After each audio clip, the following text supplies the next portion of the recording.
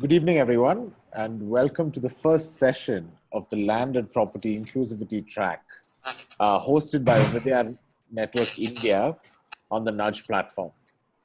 Right. As you know, over the next few days, Chacha 2020 is happening, and Ubudiyar Network India is very happy to host the Land and Property Inclusivity Track. I urge all of you who are listening to sort of look at the programming that's scheduled for you over the next, over today and tomorrow.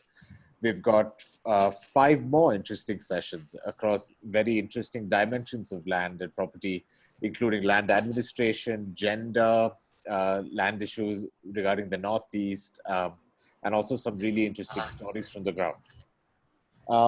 Today, we have a very interesting panel before us today. And before I hand over to our moderator, Kshitij, it is my duty to sort of quickly introduce him. Kshitij Batra is the founder and CEO of Teal. Teal stands, hello, I'm getting a lot of feedback. This thing. All right. Teal stands for the Terra Economics and Analytics Lab.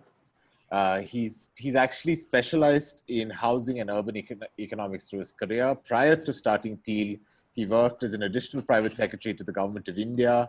And before that, he's had a very interesting career across the entire spectrum of public policy with stints in think tanks, at the World Bank, at the MIT JPAL, and also in the private sector. So Kshitij will be moderating this very interesting panel today. And over to you, Kshitij. Thanks so much, Joseph, for the kind introduction. Ambrish, could I just request you to mute your audio, because I think there's a bit of feedback coming from your. Yeah, thank you. Hi everyone. Hope everyone is keeping safe and sane during these times. So my name is Kshitij. I'm the CEO and co-founder of the Terra Economics and Analytics Lab. We're an early stage technology startup working on improving transparency in the land and property market in India using big data and machine learning. So just wanted to say a big thanks to Media Network, Encore, Joseph and team for putting together this important session on applying technology for mapping land rights, and also for giving us the opportunity to participate. So we have a very exciting panel of speakers representing a very diverse set of organizations that have been really working on the ground pretty closely, mapping land rights, sometimes in very difficult contexts, and can provide a lot of lessons for us to learn from. So the format of this discussion will be that we'll have basically 15 minutes for each speaker to briefly just present and discuss the work that they've been doing. Please direct all your questions to the chat box. We will reserve 15 minutes at the end to take all those questions. So without further ado, I just want to introduce our excellent panel of speakers. So I'll start with Amash. Amash Chaturvedi is the co-founder and director of Transurf Technologies. Transurf is a technology company specializing in developing geospatial tools to improve city operations, urban management. They've been working a lot with spatial data in different capacities, including on the Odisha slum titling program, which used drones to be able to map out different land parcels and give as-is titles to slum households. They've also been working with a lot of different municipal bodies to improve property tax collections using mapping tools with government officials.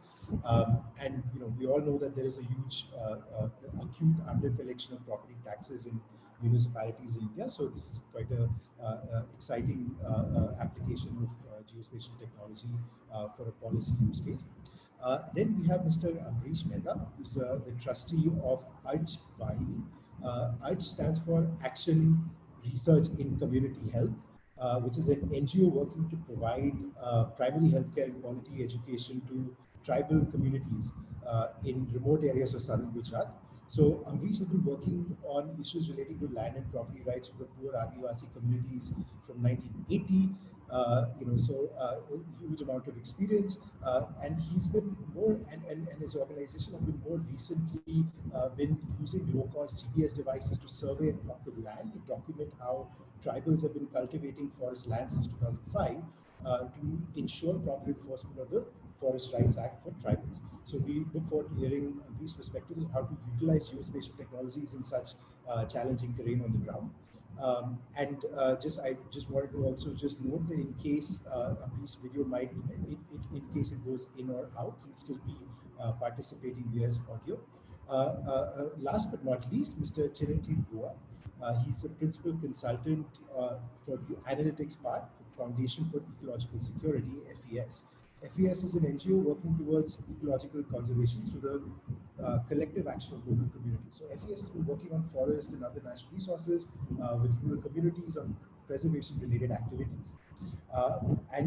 Most interesting from the perspective of this panel, they have recently released something known as the India Observatory, which is an open data platform to assist with conservation efforts on the ground.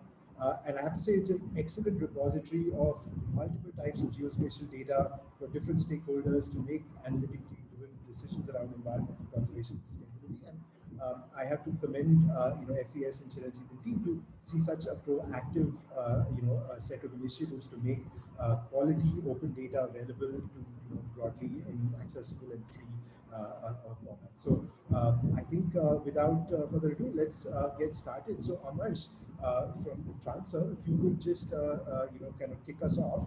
Why don't you take 15 minutes to just maybe if you want to give a presentation or just talk about the kind of work we're doing, that you're doing, and then we can move on, go from there. Thanks. Sure, Kshitij. Thanks for the introduction, and good evening, everyone. I'm really glad to be here at this Charcha 2020 event. So let me just share my screen.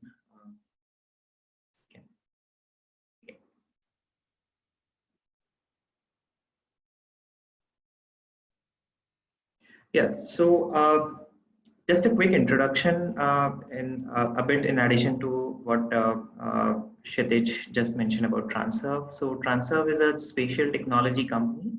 We have a geospatial engine that essentially helps government agencies, non-profits, and multilads in effectively collecting data and also using this data in several other applications which can readily solve enterprise-grade business problems.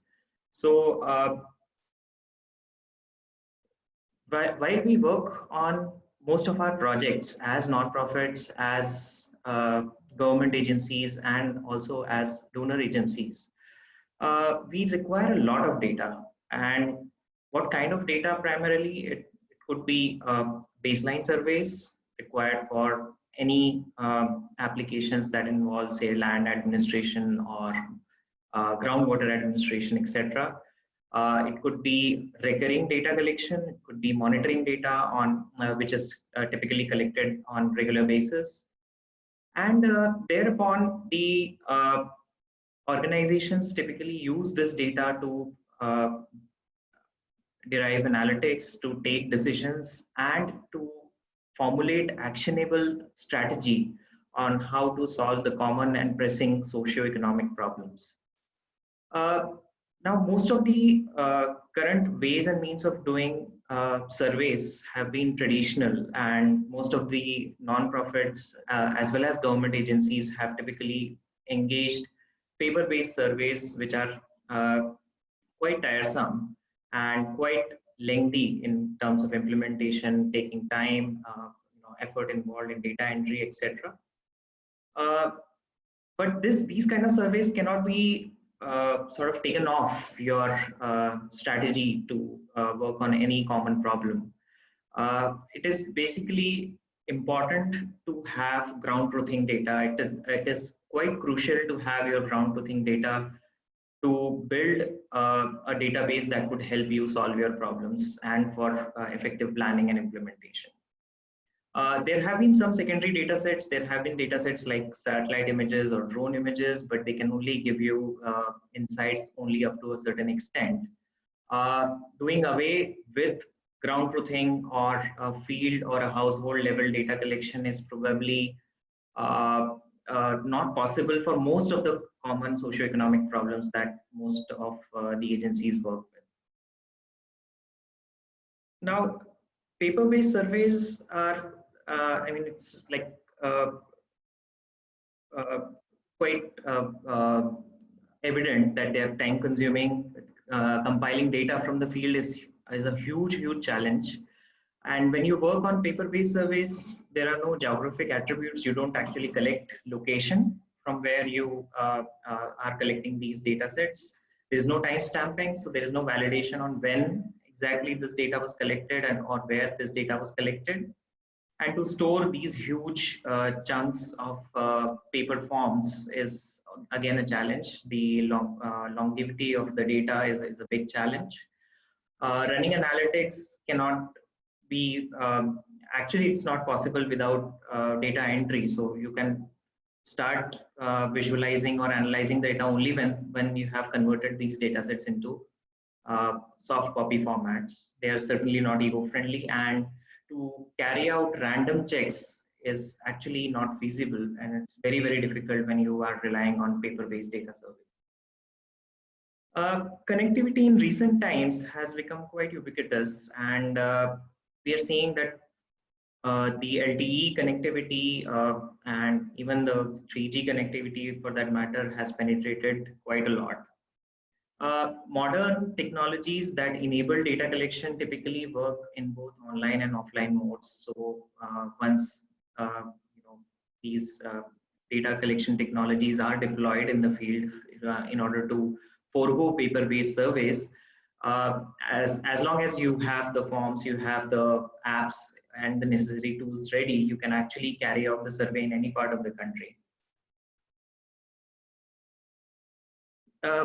One of the most important tools that can power your surveys in the field is the smartphone.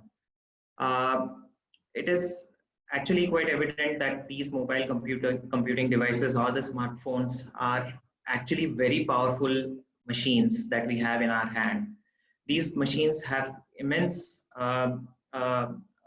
data storage and processing capabilities. They have a lot of sensors that can actually help you collect data beyond a simple looking form, and it can actually process a lot of data queues together at once. So if you look at a smartphone, you would wonder that it's just a small device.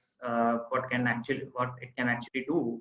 So just to give you an insight, the Apollo Saturn vehicle which used a digital computing machine which could process around 12,000 transactions per second, instructions per second, whereas a 2012 era Android phone with 3 gigahertz of processing capability could process almost 12 billion instructions per second. So your smartphone is probably a 1 million times stronger computing machine than the Apollo, than the computer which was used on Apollo mission. So yes, it is very powerful, but how do we leverage this power in the field? So most of the technologies that help you collect voluminous data in the field use mobile apps powered by the sensors and the devices which are present on the smartphones. Smartphones enable not only smart data collection, they also enable high frequency data collection. So you can actually frequently collect data in the field without worrying too much about how you would be managing those traditional old methods of paper-based data collection. So combining the power of smartphones with GIS, with spatial technologies, with capabilities of machine learning, dynamic digital forms, and which are built with smart skip logics and also vernacular inputs is something which is revolutionizing the way data is collected today. Technology integration needs to be such that any user who uses a smartphone for general tasks like say WhatsApp or booking a cab or ordering food can also be able to collect and contribute data, and that's where we are seeing most of the organizations are transitioning now. The idea here is that any smartphone user who can use a smartphone for typical tasks can also be able to collect and contribute in data collection exercises. So non-profits, donor agencies, and the governments typically need a lot of primary data. And these primary data sets, if they are powered with tech-enabled solutions, there is a possibility of large-scale data collection in a time-bound manner.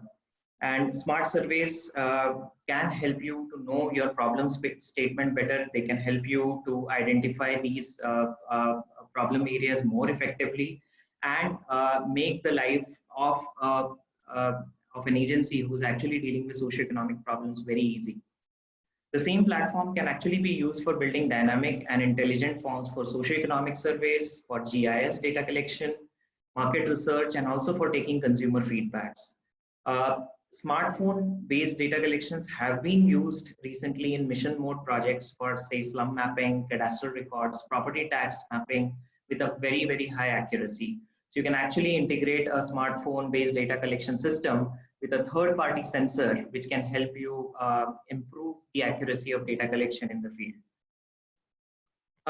Let me run you through an example of how we dealt with one of the most pressing problems that the government of Delhi was facing.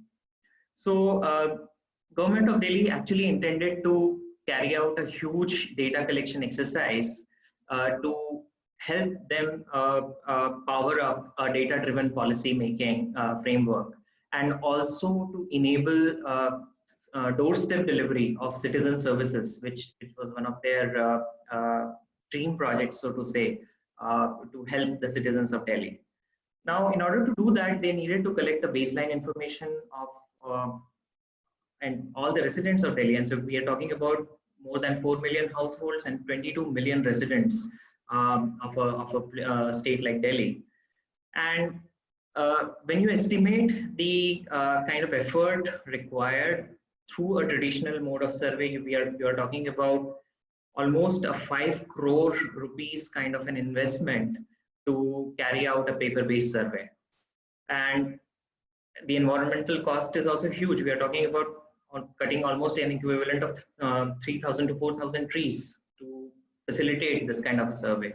And obviously, once this survey is carried out on a pen paper mode, the effort required to again carry out data entry and to carry out data quality control would have taken immense amount of voluminous time.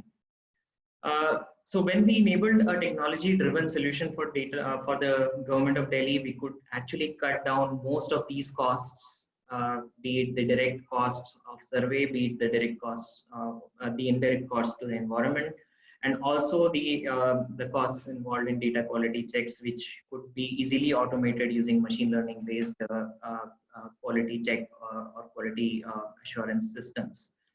So these are tough problems which probably every government agency or every non-profit typically face when it comes to collecting data at a large scale. These kind of tough problems can be addressed through by actually applying a platform approach. So the app essentially that we deployed for Delhi government is a smart data collection system. It enables multiple projects, it enables multiple forms, multiple geometries. So I must stress the fact here that these data collection projects are also powered by geospatial technology. And with every form entry, you are also collecting location. It could be either a point location in the case of socioeconomic survey, or it could be a polygon, which is essentially a land parcel in case you want to survey land parcels in the field. So these surveys, these forms essentially were designed online, and they are DIY kind of forms. You can actually design forms yourself using plug and play widgets. So it's as simple as creating a Google form, but in this case, you are actually pushing all these forms to a mobile device, to a controlled set of users, which you can administrate, and you can actually push these forms to a large number of field crew members. So when these data sets, these forms were used for data collection, this massive exercise actually involved more than 8,000 unemployed youth who were actually onboarded by the government of Delhi. So essentially the idea was that for every ward, they would have someone who was residing in that ward to to carry out these kind of surveys. And the data collection of residents of Delhi, primarily an anonymized data on health, on education, on skill set, on transportation, perception, use of public vehicles, etc. So this is something that they collected, and these were totaling almost around a billion plus attributes or billion plus data points that they were able to collect in a very short span of time. This data set was essentially used for enabling 40 government services which they intended to home deliver to the residents of the city. And in the whole exercise, in this whole process, they could actually save upwards of $1 million of costs in carrying out these survey exercises. In addition to that, these rapid data collection efforts would help them in quickly generating insights and analytics on top of the collected data. So imagine that you are carrying out a survey with 8,000 people across a place like Delhi, and you are collecting data for every enumeration block and every ward. You don't need your entire survey to get over to start visualizing or analyzing that data. You can actually use these data sets right away. As soon as your first ward is complete, as far as the field exercise is concerned, you can actually start drawing visualizations or running analytics on top of that data itself. And since this, by very nature, every data set is a geospatial data set, you get the power of hyperlocal information. Every data point is tagged to a location, so it helps you in visualizing the spatial nature of problems that you would probably want to tackle. The platform essentially that was deployed had multiple features. Some of them were actually on-the-fly data form creation, form building, and dissemination to the field surveyors in real time, and an offline and online mode of data collection. So most of the, if you're working in land domain, you would probably work in rural areas where the connectivity might be limited. So you can actually collect a lot of data in offline mode, and you can sync it later once you are once you have connectivity. You can also collect a lot of media attributes tagged to a particular form entry. So one example of this is property tax survey. Typically, the urban administration collects data on property measurements, on usage, etc. So they collect a lot of photographs, they collect documents, they collect the electricity bill photographs, etc. And all of this could actually be synced later or synced in real time to the server. And once this data is coming to you at a central location as a stream, you can actually do multiple things. You can actually run machine learning based algorithms to derive insights. You can actually use this for prediction. You can use the same database for baseline and monitoring surveys also. So just a quick snapshot of how the platform looks. So you can actually organize these projects, the data collection assignments in the form of different projects, in the form of different forms. You can actually design these forms online using a plug and play mechanism, and you can assign these forms to different users. And once the data starts coming in, you can actually visualize them on a map. You can export them in various formats, and you can actually update or analyze this data. You can also track your field force, so you know that whether the data is actually collected from the field or someone has just filled it sitting in their home. So the essentially, the biggest advantage of such an exercise, which Delhi government also could get, was a quick availability of data set. They could actually run a huge number of analysis to carry out every sort of data-driven exercises that they required for policy making, and these included the likes of planning for chronic illnesses, planning for drinking water, health insurance, a host of different services that they could actually enable for the citizens of the city. Now, one of the questions that typically comes to everyone's mind is, yes, we are collecting this data, but what beyond it? So there are a lot of things that you can do with collected data. You can actually, since this data is coming to you in a more structured format, it is coming to you in a more organized manner, you can actually use this data as a backbone for several enterprise grade applications. So these are some of the case studies that I would quickly want to run through. The first example here is a fecal sludge management system that was deployed in a few cities in Maharashtra. So we partnered with CEPT University on a BMGF funded assignment. So in this project, the baseline data, household data was collected using a similar app-based mechanism. This baseline data was integrated again with a property tax database. So all the property tax payees were then offered a more intelligent and more organized way of requesting desludging of their septic tanks. So most of our country actually does, most of the cities in our country do not have connected sewer.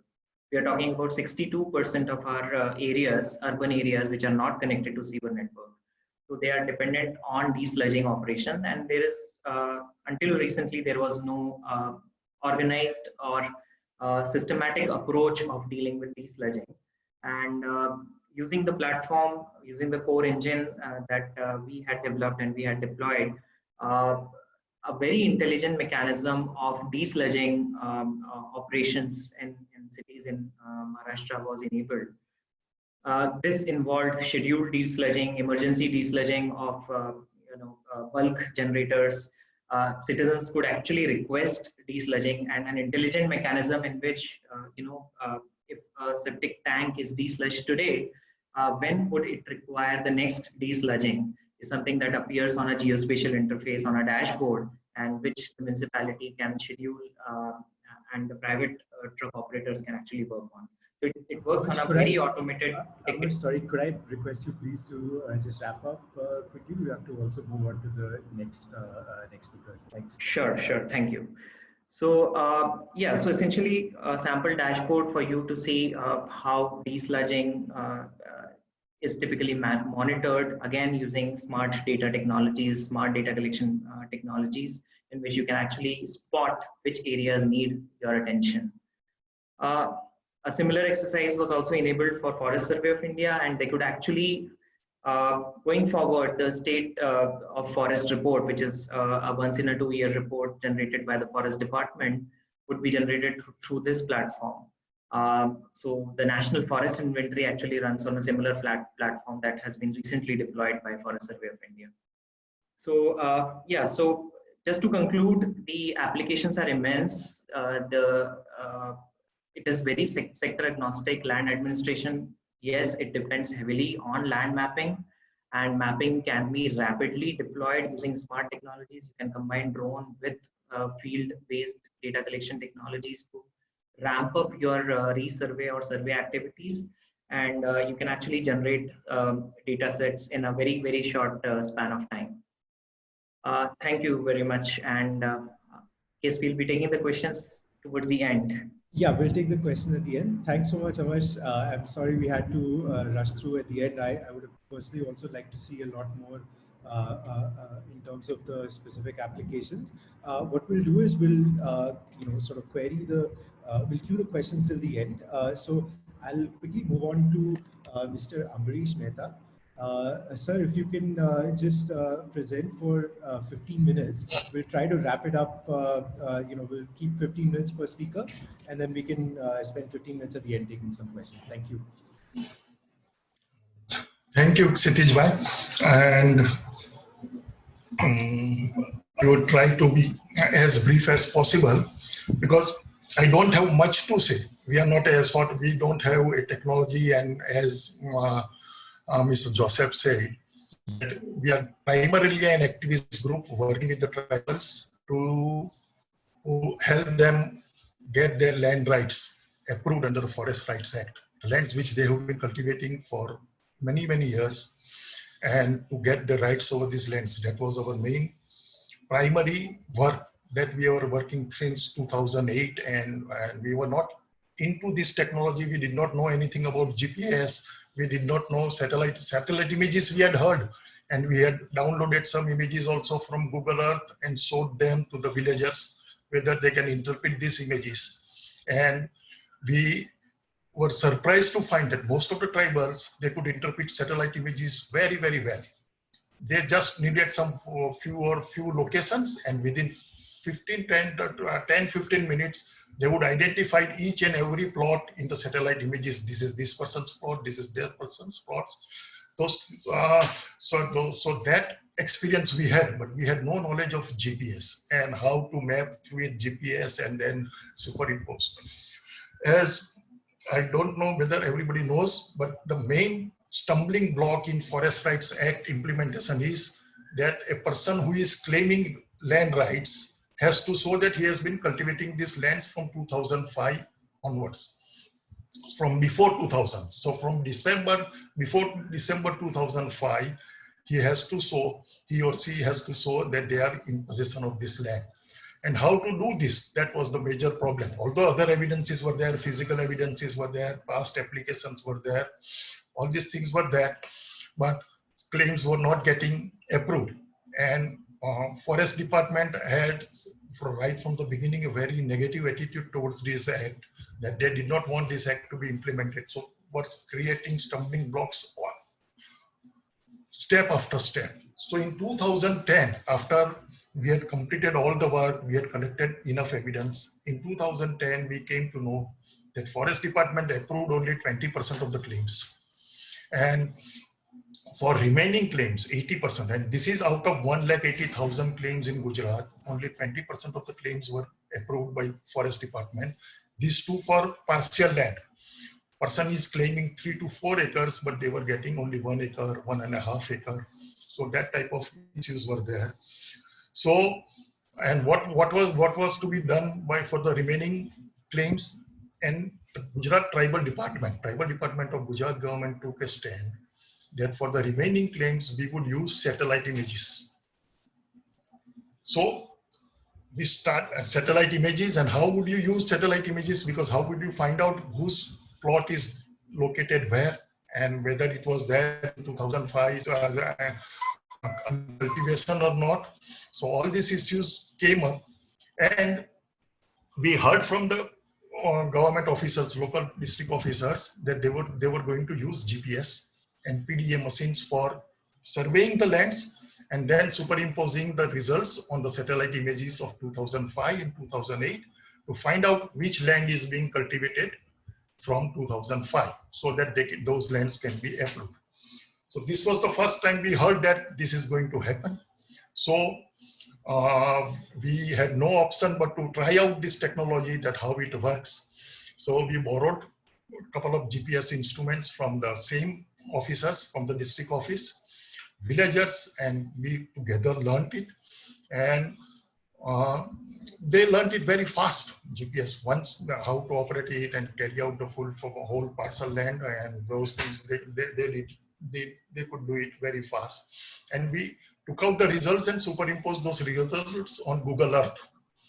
And everybody was sort of a very happily surprised that not only they got the map of the whole village where each person's plots, where they are located, area also, and through these historical images of Google Earth, we could see that in 2005 also these lands were cultivated.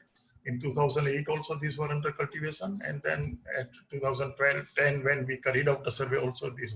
So a series of historical snapshots of these lands, what was its situation in 2005, 2008, and 2010, 2012 that we got. So people become very excited that this can in fact, and we found that 90% of the claims were genuine. All of them were cultivating lands from before 2005. So most of the people said that we must carry on. We must carry a survey all the lands and take out prints of these individual plots and submit them as evidence that we are cultivating lands from 2005 and before. So that is how we started this thing. And very soon, within 3 months, we completed the survey of about 1,500 claims and 3,000 parcels, land parcels, actual land parcels, and submitted the data to the district office that you get this examined by the by the BISEC, which was the institute which was going to do this, prepare this methodology for use of satellite images for verification of land claims. We sent this GPS data to them, and we found that they just simply did not do anything. They did not say which land is to be approved. They did not give any opinion on that. What they did, they acquired satellite images from NRSA 2005 and 2007.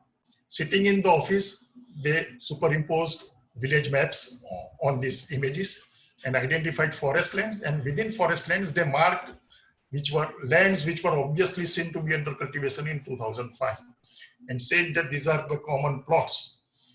And these maps were then printed on the paper, and these maps were sent to district administration, that you find out whose land fall within these common plots which they had marked as under cultivation in 2005. So that was, these maps were given, and written instructions that after receiving the maps, all claims of that village, if once a map for one village comes to the district authorities, they must settle all the claims of that village within 1 week of receiving the maps. Most of the district administration, they did not know what to do with these maps, because it is very difficult. You know that this is the area which was under cultivation, but whose land falls in that area, nobody knew. No coordinates were there, and only central point of the coordinates were there. They went to the village is taking these maps, nothing happened. But the instruction was that you must settle all the claims within a week. So all claims were rejected. So we had a situation where more than 120,000 claims were rejected within 3 months after receiving these maps from BISEC, claiming that these lands are not seen in the satellite images, and hence we cannot approve this land, and they don't have evidence. Forest Department receipt, documentary evidence of Forest Department fine receipts is not there, and they are not also not seen in the satellite images, so they must be rejected, and we have no option but to reject. That was the claim being made by Gujarat government. Now, since we have started using GPS, and seen that most of the lands are actually approvable, and so we could easily find out. And the way these maps were prepared and the errors were there, and obviously only clearly seen plots was identified, no other plots. So sitting in the office, no field verification, nothing. So we could not only challenge this in the High Court, that how this BISEC has used, they have used this technology in a very faulty way, but this we could do because we had ourselves carried out GPS surveys and carried out a lot of data. We had by then about 20 to 30 villages data with us, which showed, and each map, we had generated maps for each plots, village maps also we had generated, and we had submitted all these maps. So we filed a PIL in Gujarat High Court. Then by 2013, the process went on for quite some time. But in 2013, Gujarat High Court gave a judgment in which it ordered review of all 1,20,000 claims which were rejected. All of them must be reviewed. All evidences must be considered, not only Forest Department evidence and other evidence. So we detailed directions is given, and it directed that satellite images, if to be used, it should be from any other open source, but BISEC maps, which had the BISEC had generated, except, so all other satellite images or all other maps except BISEC should be used. That was the direction of the Gujarat High Court. So that was,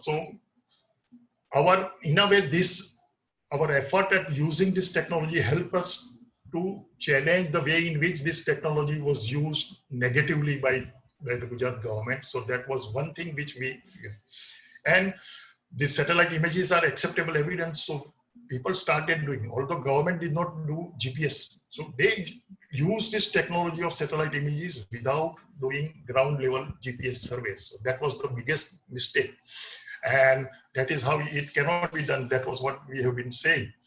And meanwhile, we were submitting in Narmada district where we are working, 80% of the claimants, more than 10,000 claimants had already carried out the survey, GPS survey. And this was at the ground level. People have been using, we bought about 30, 40 GPS instruments, simple GPS instruments.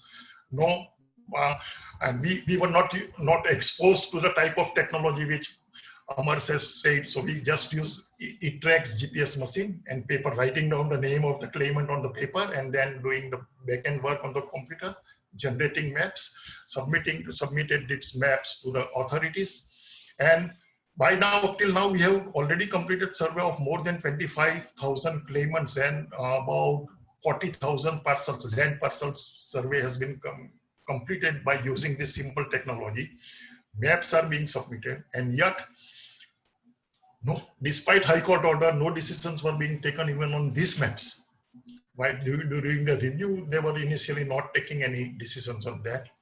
And then we made representations to the Gujarat government, the secretaries, and then they said that we know that you have done proper work, but we need a third party because surveys were carried out by the villagers themselves, Gram Sabhas, village level forest rights committees are there, they are doing the surveys. We superimposed them on the satellite images of 2005 and generated the maps saying everything from where we have bought these images and all these things. And so the secretary and the other things, they then appointed another institution, Forest Department institution, Gir Foundation, to verify, cross-check this GPS data which has been collected by the farmers. They cross-checked it, and so we submitted all the GIS data of all these plots to this Gir Foundation. They started with, and although it's a Forest Department agency, it has found, and they have done a very proper work. They acquired their images, superimposed the data on that, those images that they acquired from NRSN, and they have said that 90% of the claims which the government, which the tribals have made, and that in 99% of the cases, Gram Sabha decision is correct, and 90% of the claims are genuine.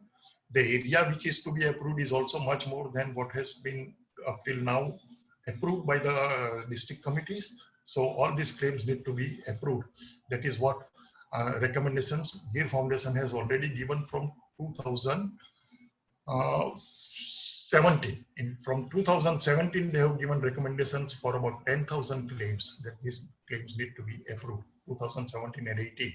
Yet, the claims are not yet approved. So technology helps, but finally the decision has to be taken by the district authorities. Only recently, last few months, the district committee of Narmada district, they took the decision that they approved about 2,000 claims based on the recommendation of the Gir Foundation. Now, then we had this lockdown, but now other claims would off. So we are basically hopeful that in Narmada district at least, we would be seeing that this technology would lead to actual approval of claims for most of the tribals. We have carried out this survey for other districts also, Sabarkantha, Baroda, Chota Udepu. So, and as I said, more than 40,000 claims have more than 40,000 parcels and about 25 to 30,000 claimants. These lands have been surveyed, and we would now need to upscale this. And at that time, we would need some other technology which can reduce some of the works, because we have been using no big technology. And we are basically right now partnering with Cadastra also and trying to get this use of survey 1, 2, 3 and collect and all these forms, and maybe we can use that. But that's the story which we wanted to share. Thank you.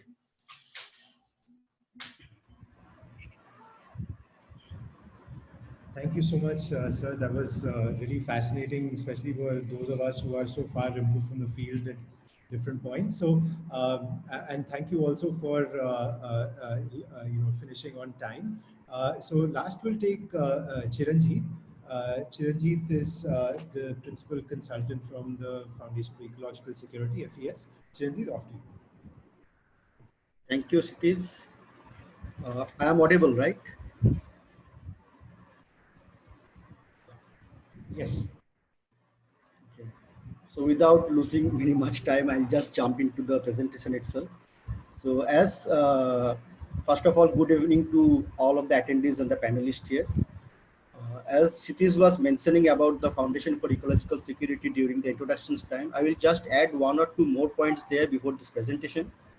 That who are we actually in this linking with the India Observatory program that is in the front of your slides. So we at the Foundation for Ecological Security are involved in conserving forest, land and water resources at local levels for improved ecological, social and economic outcomes. We worked on village commons and helped nearly some 20,000 village reclaiming some 7 million acres of forest and pastures. And in doing so, we are involved in repositioning the metaphorical of the tragedy of commons to promise of commons.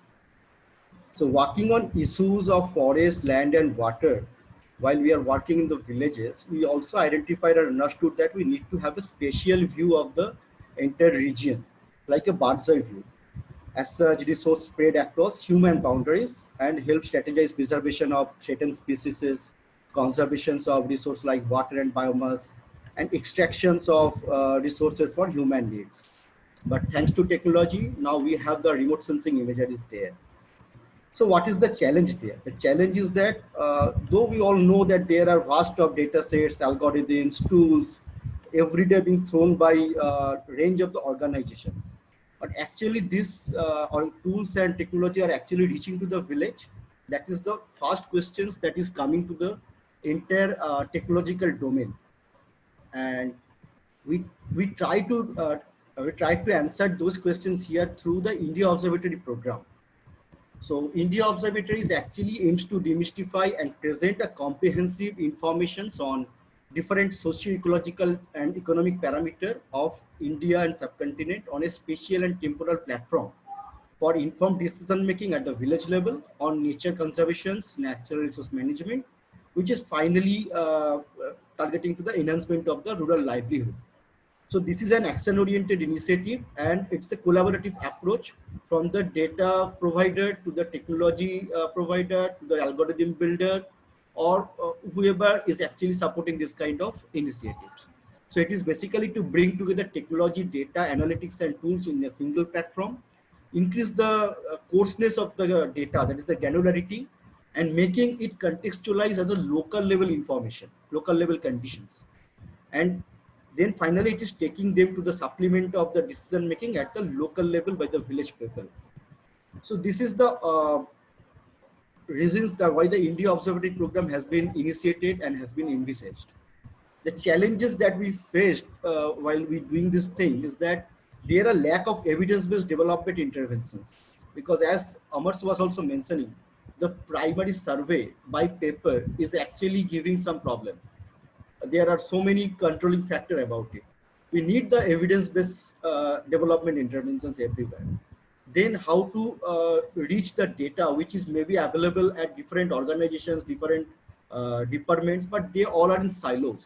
So how to bring those informations under a single platform so that a social data can actually talk to economic data and then can talk to ecological information. Then only the holistic approach of a better understanding of an area can be done. And you know that village communities as the passive recipients instead of being the center of the decision making, because they don't have the access to data.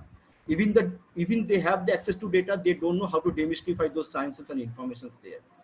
And for these reasons, we have tried to build up this entire initiative, the India Observatory, through which we are trying to bring all different kind of data sets together in a user-friendly manner so that people can get the results, get the analytics, get the outputs out of it for their better decision making at the field level. So in the rationale of this initiative, you can see the left side part of the slides. There we are actually preparing different tools for natural resource management and livelihood, enhancing the data for wider civic engagement, and then challenging the present system, that is the disrupting of the status quo, to influence the ecosystem that is surrounding us. To do this thing, actually, we are preparing different tools, enhancing the data, and prepared this entire India Observatory program.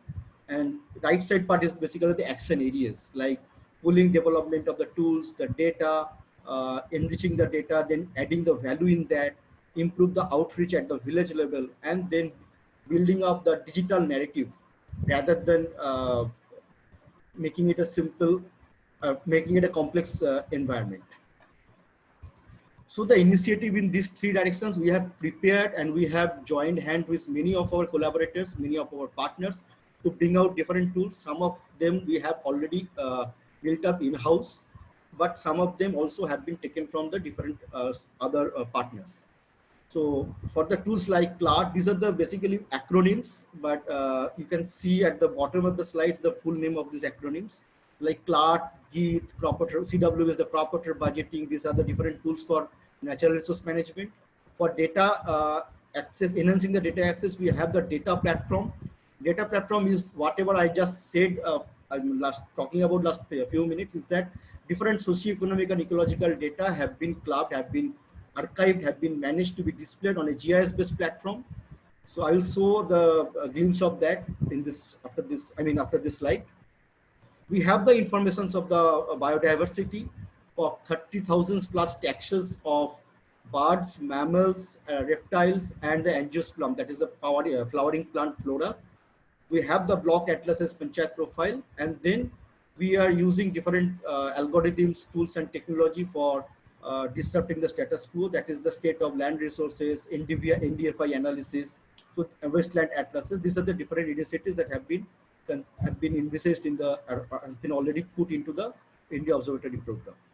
So this is the glimpse of the data platform. I am not going to show you the direct platform from here, but you can actually type the URL https://dp.observatory.org.in. You have to register there by putting your name and your organization's name. And after then you can actually access all the data from this platform itself. So this provides a pan-India level multidisciplinary data, which are mostly open source data, where we can actually get the village level polygon, also from a state, district, block to panchayat to village level polygon, attached with different kind of attribute data from 1950 onwards for many of the locations. And from 1991, all the area like census informations are available across the villages. There are more than 1700 parameters of data of like something like populations to male-female ratio to different kind of informations. More than 1700 data layers are available there. This platform is multilinguistic. So in your local languages, you can actually access this platform also. And we also have different Android apps associated with this platform to get this data, get the digital narrative out of this data sets over there. So just for an example, like you can actually pull out the data for as a block profile, as a panchayat profile, as a village profile. So you have to select your area of interest, like it's a district, it could be a village, it could be a panchayat, and you can get to know that how many villages are there in your particular block, how many populations are there, and so much infographics are already available in this platform. So it is a completely free platform. You have to just log in there and can get all the information. And even if it is required, you can actually take out the information in PDF file also as a download. Then different infographics, indicators, that is also available in different scale. And one of the major or very important feature that is available in this platform is the side-by-side temporal comparisons. That is, you can actually get two screens in the left and right hand, and you can put the same data like the NDFI, like the vegetation index, and you can choose the date also. That is the spatial variation as well as temporal variation. Then the left side, you can see that it is a first February of 2000, how the vegetation is covered in that particular location. And the right side will show you that in 2016, what is the situation. This kind of data is available in every 8 days interval, published by NASA. And we have archived the entire information here. And by using that, you can actually compare one locations with another locations or the same locations with different time period data. So these are the different features, and I will just urge or request you to go through the platform. You don't need any help from our side, because all the information is already available. There's a guided tool. You can take the help of the guided tool and you can actually explore the platform very easily. This is a very user active, interactive platform. You can use it there. And what I was just telling, that by using this data set, we have also prepared some tool like CLART that I will just explain here in 1 or 2 minutes. This is a tool that has been developed for supporting the Mahatma Gandhi National Rural Employment Guarantee Schemes, MGNRGS, that is happening all over the country, where the nearly some 40,000 crore rupees being spent every year from our tax money. But all the plans that have been developed is basically lack of evidence-based planning and implementations. The plan that have been prepared is basically has been done on intuitive knowledge, but the local people are not getting access to the scientific information. And there are very limited staff available in the field, the technical staff from the government side also, so they cannot reach each and every locations there. So this tool is actually helping the people in the village as a rural cadre, or even any semi-literate people who can understand color. They can get the information in a simplified way, and they can use this tool for making a better plant and soil and water conservation kind of activities. So this is you can see the map over here. This different color indicates different interventions. Like if the green color is there in your area, the green color means this is the area for good recharge. If it is yellow, that means this is an area of moderate recharge.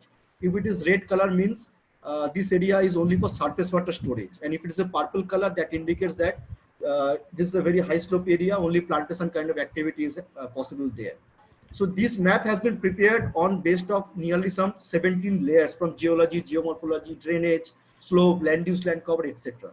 So by using these entire informations on a special platform, the only output is coming to the village person as a handy tool in a color coded map. And this is a simple tool that is an Android based tool. You have to just click on this tool. The map will appear without internet connection in the field, and the inbuilt GPS in your mobile device will locate you on which color you are standing, so that you can easily come to know, okay, I'm standing here, I have to go for this particular intervention. It's like surface water storage, or maybe the groundwater recharge or plantation. You can get to know it very easily based on the 17-18 layers, the scientific layers that is already being worked at the back end side. And then once you are there, that okay, I am here as a red color area, then I have to go for some particular interventions like a farm pond. Then you have to just put the length, breadth and weight, and you get to know that how many man-days is required, what is the material cost, what would be the labor cost, unskilled labor cost, skilled labor cost, detailed informations you can generate immediately on the field without internet and without help of an engineer, which you can save on offline. And once you are coming back to an online zone, on an internet zone, you can send everything to the portal. And by accessing portal, you can get to also know that how many people have used your tool, how many people have uploaded the form, and one page document for each and every interventions with a screenshot that you have done at the field. Like I am making these water conservations because this is the location based on the CLART map. Then a series of questions, that which locations, what is the plan that you are doing, and a photograph of that locations can automatically be downloaded from the app portal itself to prepare a detailed project report or any planning document. This tool is available for across 15 states and being used for many of our partners and by FES also. Even the government, different government departments are using this tool, like Odisha, Chhattisgarh, Karnataka, Andhra Pradesh, Maharashtra. Many government departments have signed MOU with FES, and they have started using this tool for preparing detailed project report under MGNRGA program. And in future, we are trying to integrate many other data like NDVI and many other data that is already available to identify the best possible locations or prioritize your area for plantation kind of activity and which species to be planted there. Because every species cannot be planted in every location based on the different biophysical data that is already available in the portal. By using them, we are trying to put the best possible plant at a particular location with help of Wildlife Institute of India, Dehradun. And we have different partners. As I mentioned, this is a collaborative approach. So we have many partners for many kind of activities, even from data to the think tank. And these are the different tools other than the CLART that is available. The green color indicates the tool that is already available in the platform. and blue color is under development, and there are some pink colors which are for conceptual stage. These are basically for natural resource management, livelihood, water, land and forest, or maybe for data access and the knowledge products. And I will urge and request you, all of you, to visit this site, www.indiaobservatory.org.in. From there, you can actually get all the access of the tools and the information related to this India Observatory. Also, in the right-hand side, you can see there's a collaborations COVID Action Support Team, Coast India, where we are actually for last few weeks we are continuously working with the different kind of data set that is available to support the COVID actions. So one side you will get the information what is the available resources and what is the migrant status, and we are trying to link these two things together so that the migrant people can get to know what are the different resources available, how to reach it from one place to another place, and their status. And if an NGO or a real provider want to help them, they can also help these people who are stranded in some location. So I am just binding up here. I'll be happy to provide any kind of insights. Thank you. Thanks so much, Chiranjeev. This is, I have to say, India Observatory is a real goldmine of a lot of information, a lot of data. For us geospatial geeks in particular, it's, I think, quite exciting. So really commendable job by the team to put out so much information, openly and in the public domain. So I'll quickly just, there's a few questions that are in the group that have already been asked, and some have even been answered. I think a couple of questions for Amash, Transserve. So one question from Shalmuri was about how NGOs and other organizations can use the Transserve platform, and there are social impact use cases. I think Amash, you presented your work with the Delhi government, and also there's a link that has been shared to your online platform. You guys have already answered that question, so we won't go into too much detail on that. Then another one was on, during the pandemic, you can't really go and collect data on the ground. So, what are ways to be able to get information? And that also you've answered by saying that there are ways to maybe crowdsource information through smartphone apps, and drone surveys. I think one more, question that I think for you guys, that would be around the importance of overlaying the importance of open data in general in the delivery of public services. So I think maybe, I would kind of point the question to your previous presentation. And I'm just in the interest of time, I think just trying to go through a lot of these questions now. Okay, so here's one, and I think Amri sir can maybe reflect on this. Richa Joshi asked that there is, so she's working on the Indo-Nepal border on land governance and customary laws, and is finding that there's actually a lot of community-related negotiations in ownerships and right to use that may be different or maybe complementary to the record of rights and cadastral records, the official kind of government record. So the question was about how important is it to strike a balance between the quantitative as well as qualitative data when it comes to these rights. Amri sir, do you want to kind of answer that based on your experiences? So I did not really get the question. Quite. I think qualitative and quantitative. I think the question was about how do you blend both the quantitative data and the qualitative information, such as a lot of communities or traditional groups will have a lot of informal information about property rights. Property rights are the biggest issue in our country, I feel, is that our land records do not really reflect the ground level situation. Most of the lands which on government records are government lands or forest lands or other revenue wastelands are being used by people and for many years, and there is no record of those things. So the first thing for all these digital land records and updating the land rights and all these works would not make a headway unless and until there is a very big this mismatch between the records and the actual situation on the ground is corrected first. And that is the biggest issue, I think, which we need. So, and in that, qualitative and physically also, the basic thing is you have to carry out the surveys. You carry out the surveys, determine what is to be which land is being cultivated by which person for how many years, what is his other situation, is this an encroachment or is this a bona fide livelihood need? And then you recognize this. This is the whole thing in tribal areas, especially where we are working. 80% of the families don't have title lands, but they are all agriculturists. They are cultivating lands, and all they are on paper they are all encroachers. So unless and until we decriminalize this whole set of populations who are just speaking out their basic livelihood needs, and the effect of that we have seen in this forest rights.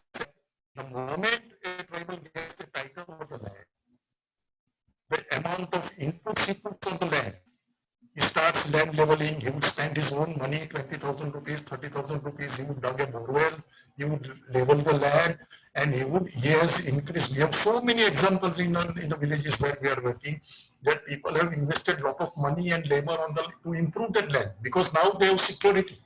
So the productivity of the land goes up. They become, and the most important thing is that they get decriminalized. They are no longer encroachers. They get social respect. So the whole attitude changes and they start taking long-term view of the property. And that is what the property rights is all about. That is what, but traditional knowledge is also there and people have, and so most important, the basic problem I find is that those who are for use of technology, we have forgotten.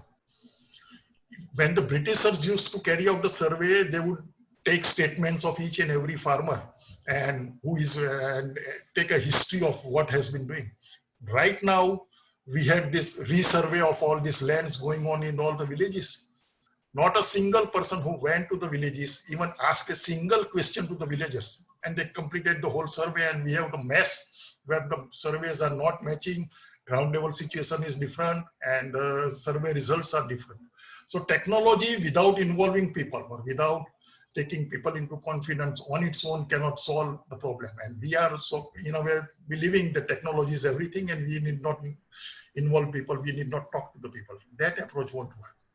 Yes, sir. So point taken. On the other end of the spectrum, we have a very technical question, which is about what resolution of satellite imagery you use to superimpose on the village maps, which are very old. 2.5 meter. NRSA, Cartosat images, and Google even 1 meter. Okay, fantastic. Okay, great. So there are a few questions about open data application to city services, and I think also in light of this whole the sort of COVID management that has to be done. I think Amarsh, and then after that Chiranjeev, could you guys maybe expand on what you have been, how your platform can be utilized and be helpful for various types of functions that are necessary for epidemiology. So in terms of COVID, or even other applications of public health in terms of urban management. Sure. So there are a couple of use cases that I would like to share. So the first one is primarily with data collection itself. So we are helping some governments in the country to help organize the data on sort of inventorying the containment areas, containment zones, mapping them in the field, also creating geofences around them so that they can actually create buffer zones around the containment areas in real time. That is one of the core functions or core applications of spatial technology that has been immensely useful in controlling this epidemic. Second area that we have been focusing on is actually pertaining to open data itself. So what we have been doing for the past few weeks is publishing a lot of visual maps, interactive digital maps, which actually any user can also publish using our online platform. You can actually sort of load census data sets, etc., and you can load different data sets pertaining to COVID-19 and visualize the correlation between different factors that could actually help you in effective decision making. For example, one of these visualizations that we created was on the domestic abuse cases during the period of lockdown, and how spatially these cases have been reported across the country, and what is the intensity or the jump in such cases that has been observed, and where the government can actually needs to focus. Thanks so much.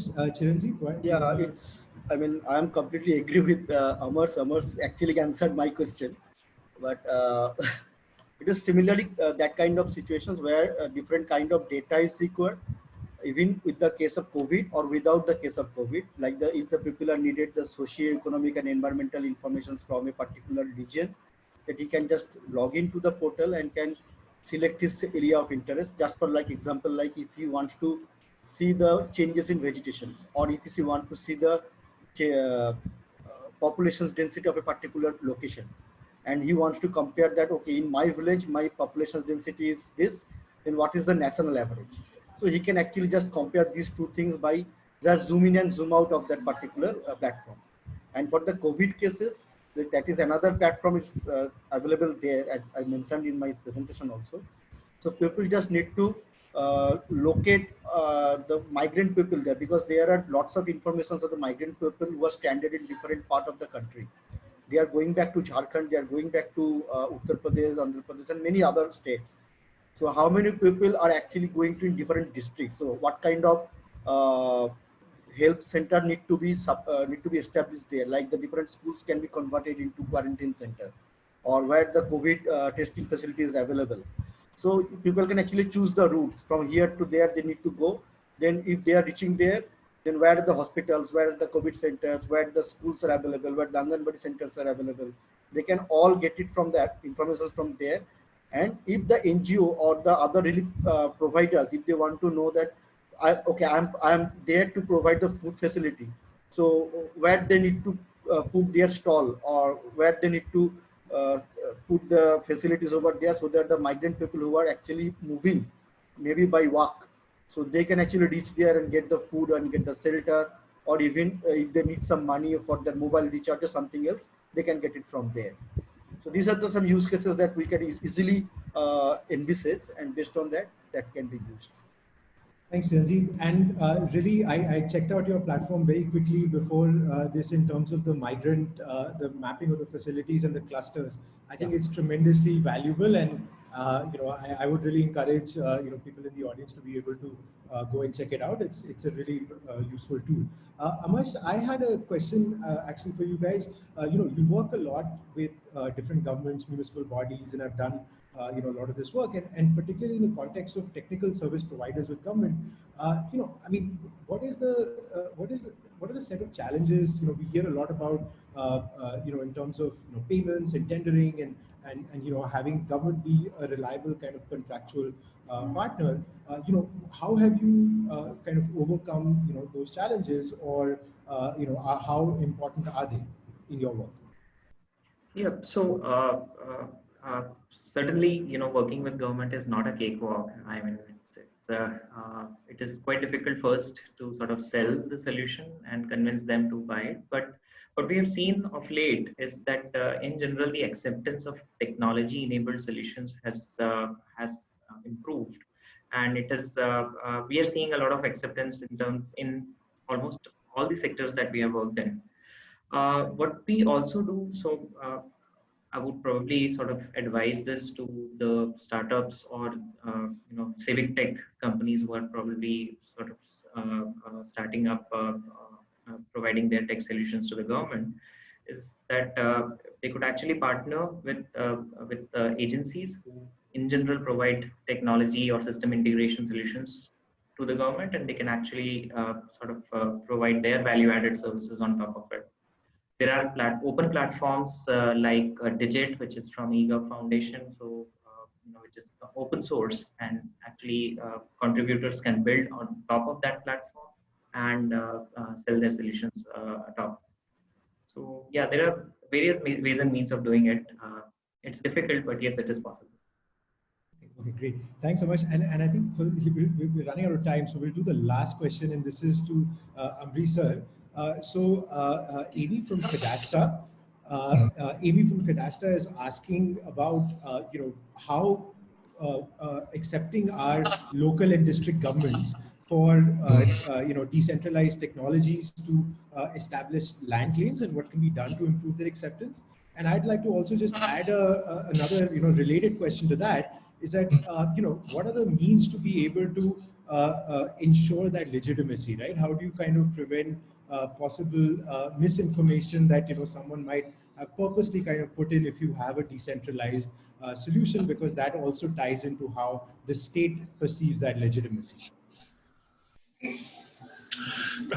That to answering your question first, so by and large, because when you are using this geospatial type of technology, whenever there is this question of legitimacy always comes, because people have this tendency of surveying more land than what they are actually doing sometimes, but very quickly they realize, because there are neighbors, so neighbors would ensure that their land is not encroached upon when the survey work actually goes on. And also on the open lands also, it would satellite image and the past satellite image would clearly show whether this land was cultivated. You are not determining on the basis of the survey which you are doing it. You are actually determining the claim based on the past historical image, which was a few years back, so 10 years back. So what was the situation 10 years back? That is what is going to decide the claim. So that is taken care of, and overlaps and all those things are easily caught because we have plots. So whenever we find there would be instance that one person has already claimed and the same land is parcel is also surveyed by another person after a few months, but immediately these things would be caught. So that is not an issue. Problem of acceptability, it's initially very difficult, although we are using this technology, and we are because from 2017 we have been doing this work from 2012, and by 17, even after verification by the state agency, the reluctance of the district authorities to accept this was very, very low. But that were very high. They were not very proactive to accept it. But slowly, then persons in. We have to work, meet them often, meet the officers often, and over a time, a legitimacy. And once they find that the work which has been done is proper, and there is no. So GIR Foundation, we were really surprised that they give this such a positive reports. So over a time, after a very hard work, people do start, and now even villagers, those who have been carrying these surveys, they are respected in the offices. They get respect when they visit the office. So it takes time, but it works. I mean, that is the only thing which I can say. Okay, awesome. Thank you, sir. I think we're out of time now, but just want to thank everyone, for participating and an excellent set of presentation, and really happy to see such amazing work being done. Joseph, do you want to add something? No, just thanks a lot to all the panelists. Thank you, Kshitij. I think, we've moderated this very well, and it's very interesting to see two things, right? One is we have a really interesting spectrum of potential solutions, whether it's Amritsar's use in the rural tribal areas, Amarsh's use in urban areas, and to be able to do a lot of the work that he's done in Delhi, and FES's work across the spectrum, whether it's on entitlements or vegetation and things like that. So there's a whole set of rich resources available to everyone listening in, whether you're a non-profit NGO working on the ground or a researcher. There's a lot of information and tools available here, and I urge all of you to go to their respective websites and take a look.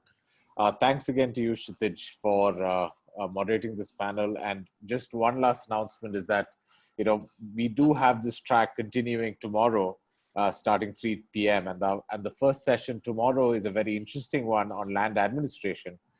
We have quite a few of the most senior government stakeholders attending. So I urge everyone who's listening to also tune in tomorrow at 3 p.m. Thank you. Thank you. Thank you. Bye. Thank you. Thank you.